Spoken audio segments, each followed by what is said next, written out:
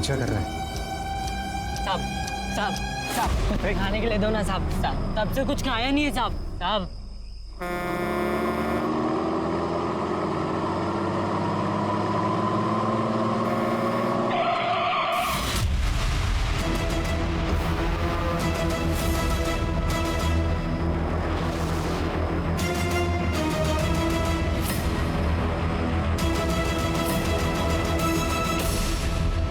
अभी जाओ।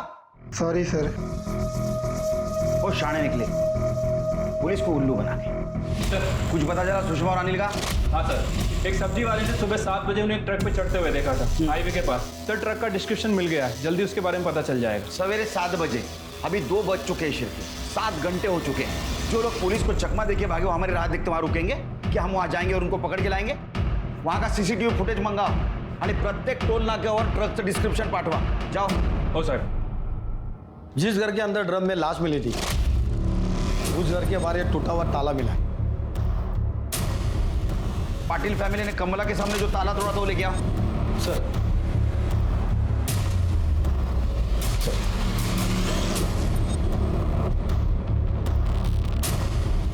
हमारा शख्स सही निकला शिरकी। पाटिल फैमिली ने कमला के सामने जो ताला तोड़ा था एक नाटक था।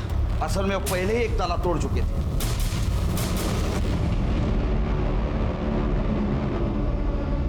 वो अनिल और सुषमा की वजह से केलकर साहब ने क्या क्लास ली मेरी, सुनना पड़ा। गलती तो मेरी थी ना।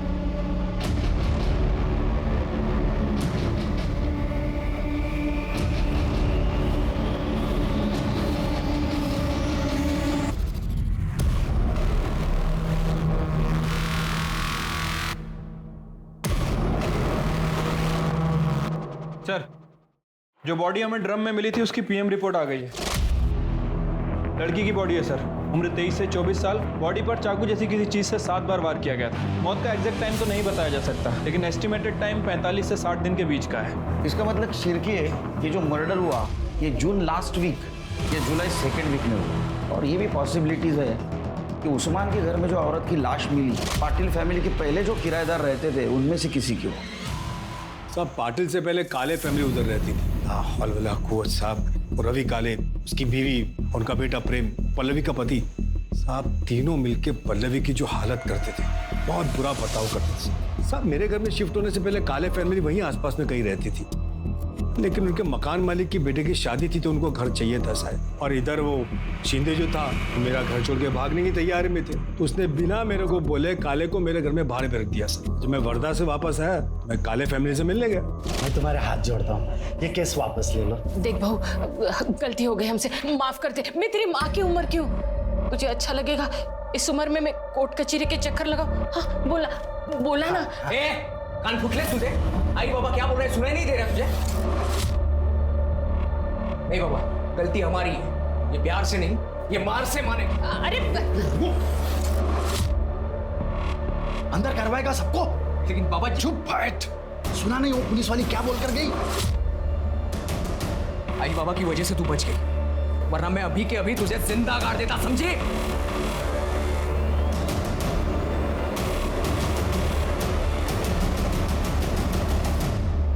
मेरे ख्याल से पल्लवी काले ने फिरार पुलिस स्टेशन में कंप्लेंट भी लिखवाई थी उनके खिलाफ। हाँ सर पल्लवी ने 2 महीने पहले कंप्लेंट लिखवाई थी। मैडम मुझे बचा लो मैडम, वो लोग मुझे मार देंगे, मुझे बचा लो मैडम, मुझे बचा लो, वो लोग मुझे मार देंगे। मैं सेफ हूँ, घबराओ मत, पानी। अब बताओ क्या हुआ? जब से मेरी शादी हुई है मेरे ससुराल वाले रोज गाली सुनाते हैं, मारपीट करते हैं, कहते हैं और दहेज चाहिए। सास ससुर तुम्हें पीटते हैं और पति तुम्हें पिटता देखता रहता है, कुछ करता नहीं है वो? किया ना मैडम। बहुत हिम्मत बढ़ गई है तेरी।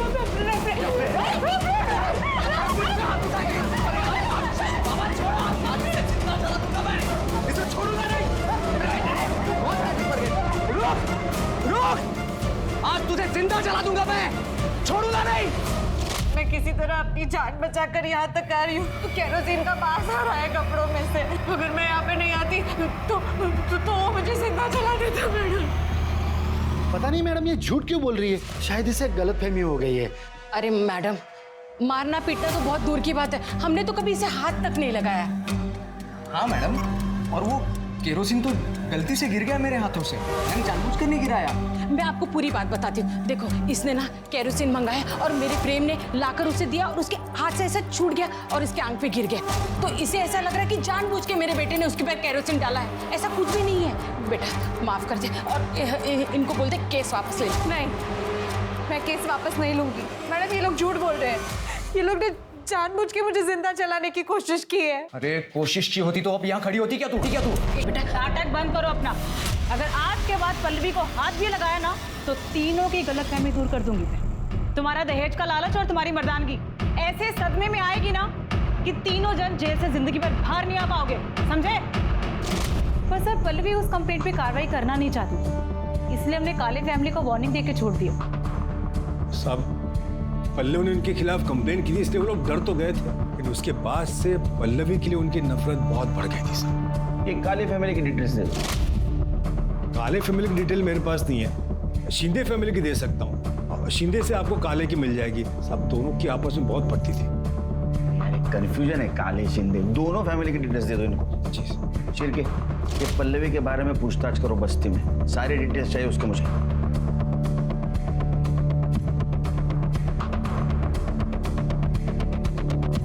जब एक मर्द औरत को सारे बाजार में नंगा करता है ना, तो सोचो क्या होता है। बेचारी पल्लवी के साथ भी एक दिन ऐसे हुआ था। ए पल्लवी, ए रुक रुक, इधर जा रे, चल आज मुड़ो अपना, चल। छोड़ पीछे हट। पैसा दे दो, ले ले, चल आज मूड बनाएंगे, चल चल। ये पैसे ना अपनी माँ को जाके देना और उसी के साथ सोना, समझे? छोड़। क्या कह रहे तुम लोग यहाँ पर? छोड़ूंगा नहीं तेरे को, ये थप्पड़ तुझे बहुत महंगा पड़ेगा, याद रखना। हाँ चल निकल चल। नाम क्या बता दोनों का? सर श्याम और विलास। अगर पान वाले की इंफॉर्मेशन सच है तो ये दोनों किसी गटर में दारू पी के पड़े होंगे। उठाओ उनको। ठीक है सर, अभी अभी इंफॉर्मेशन मिली है, सब्जी वाले ने जिस ट्रक का डिस्क्रिप्शन दिया था वो कोल्हापुर के नाके के पास से निकला है। अनिल पाटिल और सुषमा इसमें अभी दिखे हैं। हाईवे पुलिस को इन्फॉर्म करो सर। और नायगांव में उसके पड़ोसियों से पूछताछ करो, उसका कोल्हापुर में कनेक्शन है क्या। चिरके, शिंदे फैमिली का कुछ पता चला? नहीं सर, अभी तक उनका फोन स्विच ऑफ है।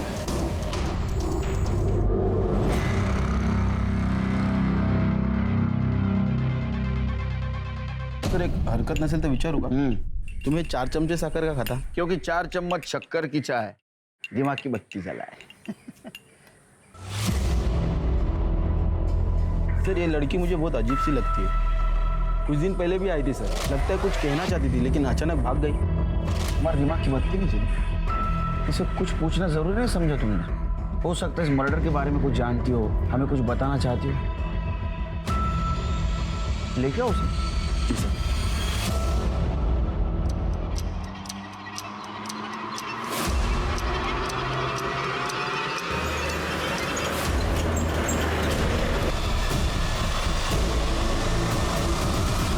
सर, रवि काले का फोन सतारा के पास ऑन हुआ था।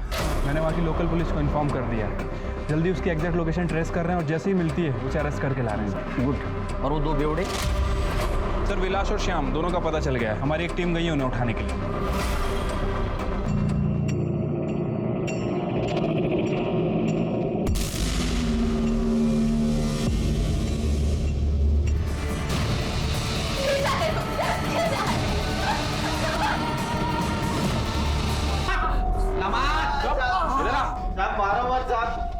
हमने कुछ नहीं किया साहब। साहब मत मारो साहब, आपने कुछ नहीं किया साहब, कसम से। पल्ले के ऊपर नजर थी ना तुम्हारी, उसने भरे मार्केट में थप्पड़ मारी थी तुम लोगों को।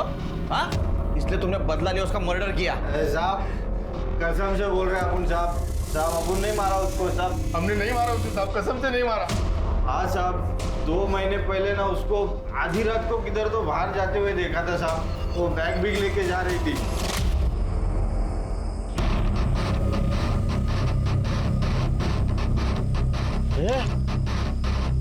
ये वही है ना? जिसने मेरे को थप्पड़ मारा था, ये देख वही है वो।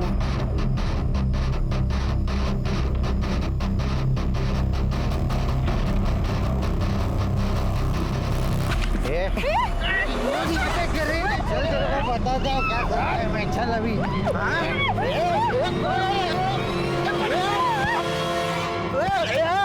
काय को मारे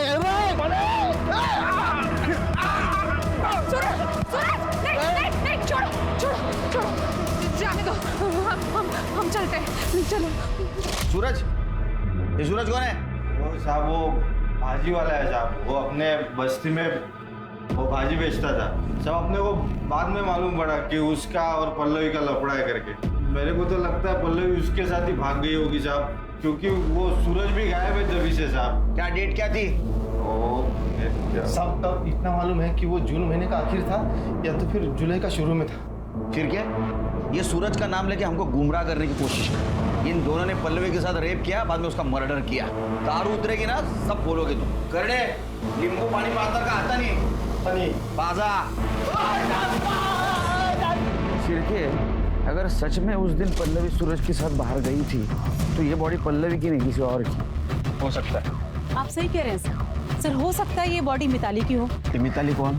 सर केशव शिंदे की बहू, जो कि काले फैमिली से पहले उस घर में रहती। सर सुरिंदा भोयर नाम की एक औरत है जो कि बस्ती में कम्युनिटी किचन चलाती है और उसका मालिक उस्मान। उसने बताया कि पल्लवी और मिताली एक दूसरे को बहुत अच्छे से जानते हैं और उसने ये बताया कि मिताली अनाथ थी। वो बेवड़े प्रशांत से शादी कर ली उसने प्यार में पड़कर। झाड़ू कटका करके उसके सारे घर वालों का पेट पालती थी वो, लेकिन उसके ससुराल वाले बहुत ही परेशान करते थे उसको। ये क्या लड़ रही है? अरुला, चल निकल। ये इधर बस्ती के पास ही एक बैचलर लड़का है, उसके घर पे झाड़ू कटका करती थी। उसका नाम था कुछ मिलिंद वैद। बहुत ही कमीना लड़का था वो। घर का काम करके उसको 15,000 मिल जाता था और उतना चल जाता था उसको। फिर एक दिन उस मिलिंद ने उसके ऊपर जबरदस्ती किया।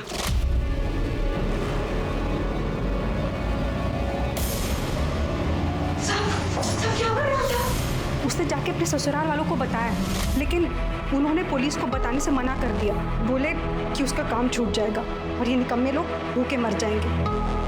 ये बात जब मिलिंद को पता चली उसमें तो और हिम्मत आ गई। अगले ही दिन उसने और 3 दोस्तों को बुलाया और उसके साथ गलत काम किया। गलत काम करने के बाद उन तीनों ने उसको अलग अलग पैसा दिया। फिर मिताली ने भी सोचा कि कहाँ खाली फुकट ये झाड़ू कटका करने का, तो उसने धंधा करना शुरू कर दिया। घर वालों को बोलती थी घर का काम करने जा रही है, लेकिन धंधा करती थी। फिर एक दिन उसको अपने ही ग्राहक आकाश से प्यार हो गया। उसने पल्लवी को भी बोला कि इस काम में लग जाए, लेकिन पल्लवी भड़क गई। खबरदार जैसी घटिया बात मेरे को दोबारा बोली है तुम, और तू भी ये घटिया काम छोड़ दे, वरना तेरे ससुराल वालों को जाके बोल दूंगी और फिर तुझे घर जाके मुंह खोलेगी ना तो काट दूंगी तुझे। फिर पता नहीं पल्लवी ने बोला या किसी और ने बोला, लेकिन उसके घर वालों को पता चल गया कि पिताली काम नहीं करती, धंधा करने जाती है। अरे हमारा सांते की धूली बानी करते और बाहर जाके धंधा करती है।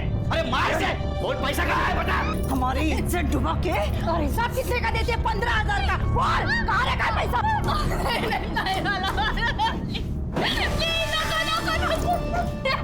पैसा कहाँ है बता।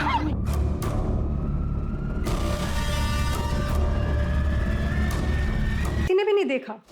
तो हो सकता है वो बॉडी मिताली की। ये शिंदे फैमिली ने मिताली को मार दिया, उसको ड्रम में डंप कर दिया और बाद में उसका पैसा लेके भाग गया। सर ऐसा भी हो सकता है कि पल्लवी को मिताली का सच पता चल गया, यही बात उसने उसके ससुराल वालों को बता दी। गुस्से में आकर मिताली ने पल्लवी का मर्डर कर दिया, उस बॉडी को ड्रम में डाल दिया और वहां से निकल गई हो। सर एक बात और हो सकती है, सर पल्लवी और सूरज का किसी बात पे झगड़ा हुआ हो और सूरज ने पल्लवी को मार के उसकी बॉडी को ड्रम में ठिकाने लगा दिया। होने को तो कुछ भी हो सकता है। हमारे सामने थ्योरीज बहुत है, लेकिन पक्का सबूत नहीं। अब हमें ये पता करना है कि लाश किसकी है और ये भी पता करना है कि जो जिंदा है वो कौन है और कहाँ है। उस्मान की खोली में ड्रम में मिली औरत की लाश ने पुलिस के होश उड़ा दिए थे। किसकी हो सकती थी ये लाश? पल्लवी की। अब एक नया नाम सामने था, मिताली। इसी दौरान विरार पुलिस को पता चलता है कि 2 महीने पहले सतारा में एक मिसिंग कंप्लेंट दर्ज करवाई गई थी, जो और किसी की नहीं बल्कि मिताली की थी और शिंदे परिवार ने लिखवाई थी। सारी थ्योरीज और हमारे साथ नहीं है, तभी हम लोग ने उसकी मिसिंग कंप्लेंट वहाँ लिखवाई थी। सर आकाश के बारे में पता था? हाँ साहब, वो उधर ही हमारी बस्ती में रहता था। हमें लगा वो उसके पास गई होगी। उस्मान चाचा के उस रूम को ताला लगा क्यों भाग गए थे तुम? तुम्हें सब हम लोग भागे नहीं थे, उल्टा हमारा ही कुछ सामान वहाँ पड़ा हुआ था। क्या बताऊँ साहब आपको, हमारा बेटा परेशान था। उसकी शराब की लत छुड़वाने के लिए हम उसे सातारा लेके गए थे, लेकिन 15 दिन पहले उसकी मौत हो गई और उसके अंतिम कार्य के लिए हम लोग वहाँ रुके थे साहब। इसीलिए हम लोगों का मोबाइल नहीं लग रहा था साहब। रही बात रवि काले की, तो उसे वो जगह हम लोग ने तब दी थी जब तक हम लोग वापस ना आए। हम लोग सच बोल रहे हैं, हम लोग बहुत सीधे साधे लोग हैं साहब। सीधे साधे लोग हैं तुम कितने सीधे और कितने साधे हो सब पता है हमें। तुमने मिताली के साथ क्या क्या किया ये भी पता है। मिलिंद के घर में उसको काम करने लगा है ना, इसके बावजूद भी तुम्हें पता था कि उसके साथ रेप हुआ है। और जब ये गलत काम वो खुद की मर्जी से करने लगी, उसको मारा पीटा, उसका पैसा लेके तुम भाग गए। एक मासूम सीधी सादी लड़की तुम्हारे वजह से इस दलदल में फंस गई और अभी तक वो गायब है। उस्मान चाचा के जिस रूम को लॉक लगा था उसमें तुम्हारा सामान नहीं, मिताली की लाश। तुमने मारा मिताली को। नहीं साहब, हम लोग ने नहीं मारा साहब उसे। हम सच बोल रहे हैं, हम लोगों ने नहीं मारा उसे। क्या ऐसा नहीं सुधरेंगे, बहुत मोटी चमड़ी वाले। नीता घेऊन जायला बंदोबस्त करायचा। नहीं साहब, वो कितना सीधा है दिखा। शिरके सर, पता करो ये कितना सच बोल रहे हैं। अगर मिताली और आकाश 3 महीने से यही है तो उस्मान चाचा के कमरे में जो लाश मिली वो पल्लवी की हो सकती है। हमें जल्द से जल्द इस मिताली को ढूंढना होगा। सूरज का क्या हुआ? सर, काले फैमिली जब से विराट से शिफ्ट हुई है, सूरज का भी कुछ पता नहीं चल रहा है। कहाँ गया है किसी को कुछ पता नहीं है, लेकिन सर हम पूरी कोशिश कर रहे हैं, जल्दी ढूंढ लेंगे उसे। सर इचलकरंजी पुलिस ने अनिल और सुषमा को पकड़ लिया है, वो से यहाँ लेके आ रहे हैं।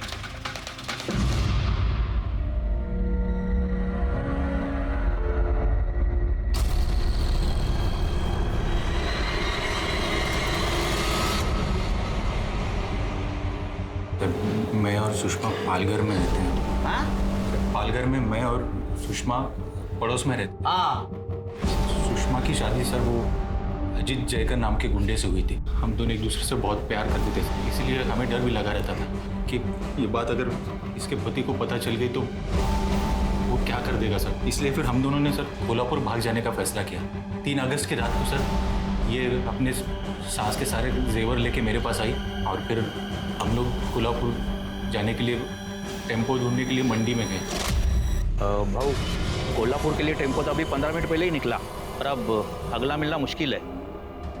ये किसका टेम्पो है? मेरा है। ये कहाँ जा रहा है? विरार। रोज रात को कहाँ जाते थे? कोल्हापुर जाना था ना सर, वो टेम्पो ढूंढने जाते थे हम। एक रात जब अनिल टेम्पो ढूंढने गए और मैं घर में अकेली थी तो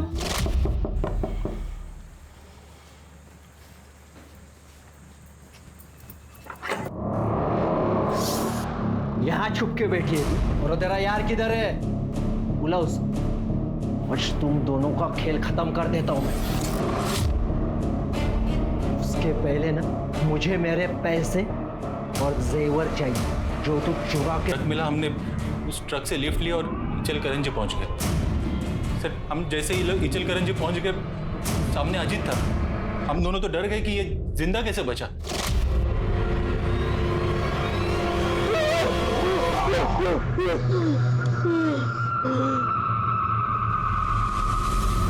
वो हमें मारने के लिए आया था, लेकिन वहाँ के लोगों ने उसे पकड़ लिया और पुलिस के हवाले कर दिया। और वो उधर इचलकरंजी पुलिस स्टेशन के कस्टडी में, और तुम्हारे ऊपर अजीत के अटेम्प्ट टू मर्डर का चार्ज लगा। सर, जंगल में एक लाश मिली।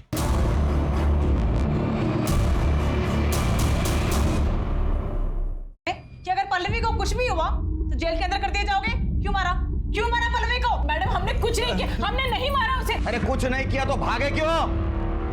पल्लवी किधर है? नहीं पता साहब। 30 जून के शाम को वो मैं जल्दी लौटी हूँ ऐसा बोल के गई साहब, लेकिन लौटी नहीं साहब। उसके बाद में हमने देखा वो रुक्मिणी के सब गहने गायब थे साहब। अब बहू चोरी करके मुंह काला करके भाग गई साहब। उसके ऊपर वो उस्मान भाड़े के लिए पीछे पड़ा साहब। मेरा और शिंदे का बकाया भाड़ा मांग रहा था। हमने सोचा कि खोपोली में इसके रिश्तेदार रहते हैं तो उनके यहाँ पे चले जाते हैं, फिर देखेंगे बाद में क्या होता है, इसलिए चले गए साहब खोपोली। वो ड्रम किसका था? कौन सा ड्रम साहब? हाँ? वो जिस कमरे को ताला लगा था उस कमरे में ड्रम किसका था जिसमें एक औरत की सड़ी हुई लाश मिली? कसम से साहब, वो कमरे में क्या है हमको पता भी नहीं। वो कमरे की तरफ हम जाते भी नहीं साहब। इतना बड़ा घर था, तेरे को कमरा नहीं दिखा? फिर तूने उसको जलाने की कोशिश की ना? नहीं साहब, हम लोग सच बोल रहे हैं, हमने उसे नहीं मारा है। मैं उसे जलाना नहीं चाहता था, मैं तो सिर्फ उसे डराना चाहता था। उसके बाप ने, बीकू ने हमसे कहा था कि वो शादी के बाद हमें पैसे देगा, लेकिन बाद में वो मुकर गया। वो मुकर गया इसलिए तूने भरे बस्ती में उसको बेचने की कोशिश की।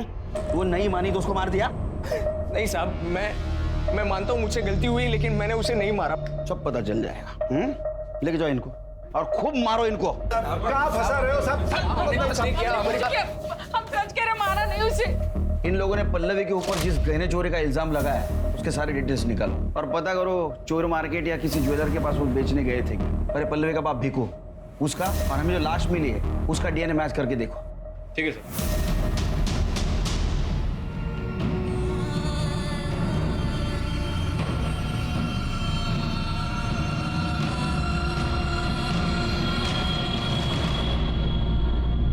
काफी कोशिशों और मेहनत के बाद आखिरकार विरार पुलिस को लगने लगा कि वो सही दिशा में आगे बढ़ रहे हैं। पल्लवी के पिता भीकू का डीएनए ड्रम में मिली लाश के डीएनए से मैच कर गया, जिसका अर्थ ये हुआ कि ड्रम में मिली लाश पल्लवी की थी। और साथ ही ये भी साबित हुआ था कि मौका वारदात पर मिली मोटरसाइकिल सूरज की थी। पल्लवी और सूरज का मर्डर हुआ था, ये प्रूव हो चुका था।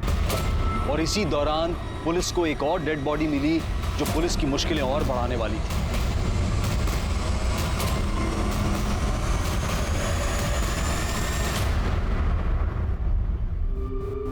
फिर के 14 जून को शिंदे फैमिली विरार से शिफ्ट हो चुकी और 30 जून तक पल्लवी जिंदा थी। इसका मतलब पल्लवी के मर्डर में शिंदे फैमिली का कोई हाथ नहीं। दूसरी सस्पेक्ट है काले फैमिली जो हमारे कस्टडी में। एक और सस्पेक्ट है मिताली शिंदे। हो सकता है अपने बॉयफ्रेंड आकाश के साथ कहीं हो, लेकिन उसकी हमें इंफॉर्मेशन नहीं। साहब मैं वही बताने के लिए इधर आई है। मैं ही हूँ मिताली शिंदे और मैंने पल्लवी को नहीं मारा है। तुमने कुछ किया नहीं तो यहाँ आने में इतनी देर क्यों लगा दी? इंसान हूँ ना साहब, पहले खाली खुद के बारे में सोचा और लगा पल्लवी को भी न्याय मिलना चाहिए। बहन जैसी थी वो साहब मेरी। साहब खाली पल्लवी को मालूम था कि मैं प्रशांत की फैमिली को छोड़ के विरार वापस आ चुकी हूँ और आकाश के साथ उसकी बीवी बन के उसके साथ में रह रही हूँ। घूंघट डालती थी तो बस्ती में कोई पहचाना नहीं मेरे को। कि पल्लवी ने बताया था 30 जून को भाग के जाने वाली है। वो जल्दी में थी तो ज़्यादा बात नहीं करी, पर उस दिन मिली थी वो मुझे। सूरज कहाँ है? सूरज को मैंने उस्मान चाचा के उधर बुलाया है, उधर से हम दोनों साथ में जाएंगे। और मैं भी अभी उस्मान चाचा के उधर ही जा रही हूँ। उस्मान चाचा बोले थे कि वो मदद करेंगे। सब पल्लवी कुछ मदद चाहती थी मेरे से।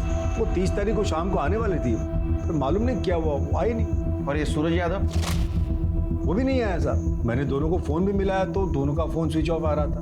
बाद में दूसरे दिन मालूम गिरा कि पूरा फैमिली घर छोड़ के चला गया है। आपने बात पहले क्यों नहीं बताई? लगा कि इस बात का इस केस से क्या लेना देना साहब। कौन सोच सकता है साहब का? उसको मारने वाला दो चक की आग में चलेगा। अल्लाह उसका हिसाब करेगा। उसके कातिल को पकड़ो आप साहब, और जो भी उसको सजा दिलाओ साहब। उस्मान चाचा शांत हो जाइए, उसकी कातिल को हम जरूर पकड़ेंगे। आपको किसी पे शक कौन कर सकता है सर? साहब इस बस्ती में कमलेश बोल के एक टेलर है, वो रोज उसको सताता था और गलत नजर से देखता था। क्यों मारा उसको? साहब मैं सच बता रहा हूँ, मैंने कुछ नहीं किया साहब। फिर झूठ बता फिर। सब सोना चाहता था ना मैं उसके साथ, पर सब मैंने उसको हाथ भी नहीं लगाया। कसम सर मैंने कुछ नहीं किया सर। कुछ नहीं किया?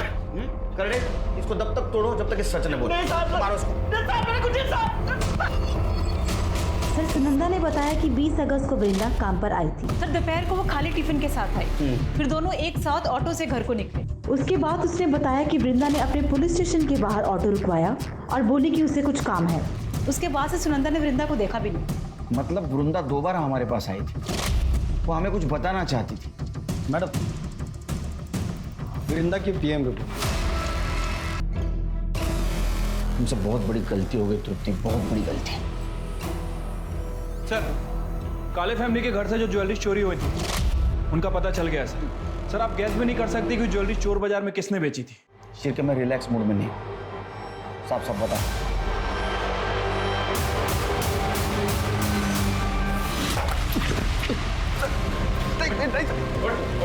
नहीं बताता हूँ, क्या बताना पड़ेगा, बोल। सर नशे के साथ साथ सर सेक्स की लत कब लगी पता ही नहीं चला सर। मेरे को लड़की देख के सर एक ही चीज़ समझ में आने लगी। 1.5 महीने पहले पल्लवी आई थी सर अब्बू से मिलने। अब्बू थे ही नहीं घर पे, तो मुझे रोकने वाला भी कोई नहीं था सर। सोहेल, ऐसा मत करो, मैं तुम्हारे हाथ जोड़ती हूँ।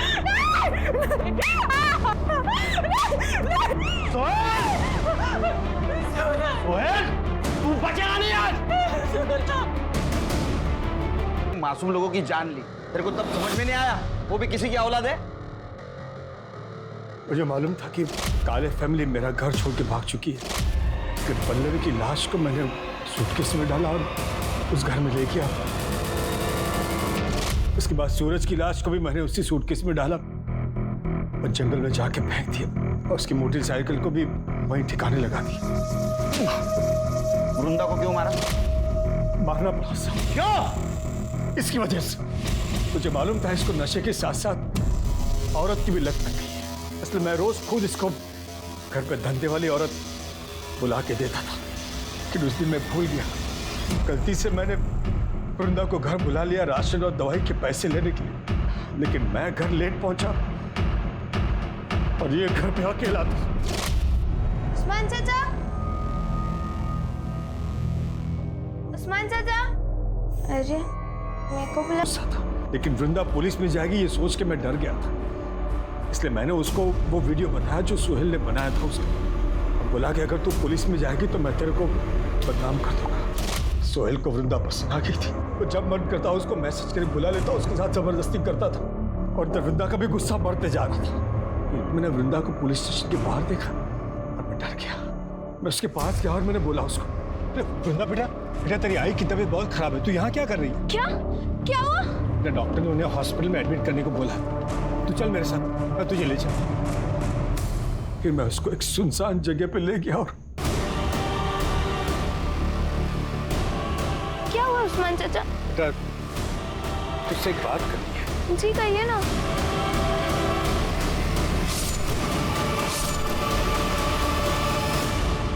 समाज कार्य करता है।